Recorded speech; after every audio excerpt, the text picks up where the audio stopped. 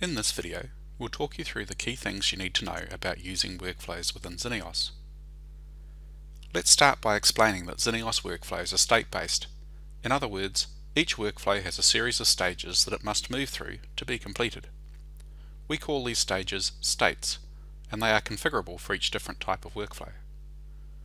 The states are shown here on the left-hand side of the screen and are named by your Xenios administrator.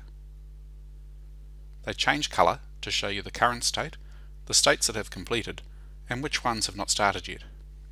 Now let's look at the top of the workflow screen. This area at the top of the screen is called the banner.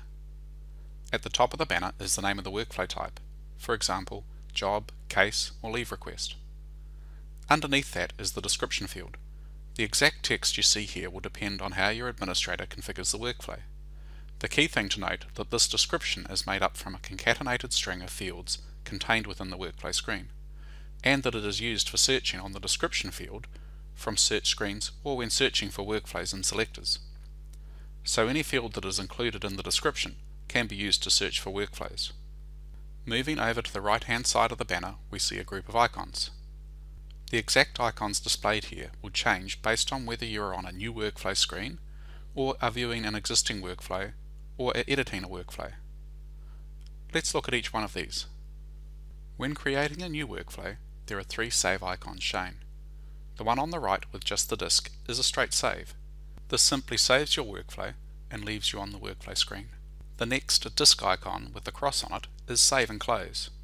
This will save your workflow but then close the screen. Your administrator can configure the screen to which you are taken after pressing this icon. The disk icon with the plus on it is save and add another.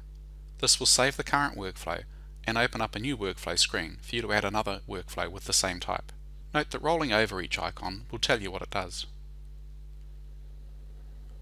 When opening a workflow to view it, you will get a different set of icons on the banner. The first icon is the home icon that will take you back to your home screen. When you are viewing a record, you will notice that none of the fields are editable. To edit the data fields, click on the edit icon on the banner. You can see the screen refresh and all of the fields will become editable. Now that you are editing the workflow, the icons on the banner have changed. Two of the save icons we discussed earlier are shown. The save keeps me on the screen and save and close will close the screen. You may have noticed when we've been viewing and editing the workflows that we've also had an action button in the banner. Actions are what we use to update workflows and to move them through the states. Keeping your workflow in the correct state is really important if you want an accurate view of the current status of your workflows.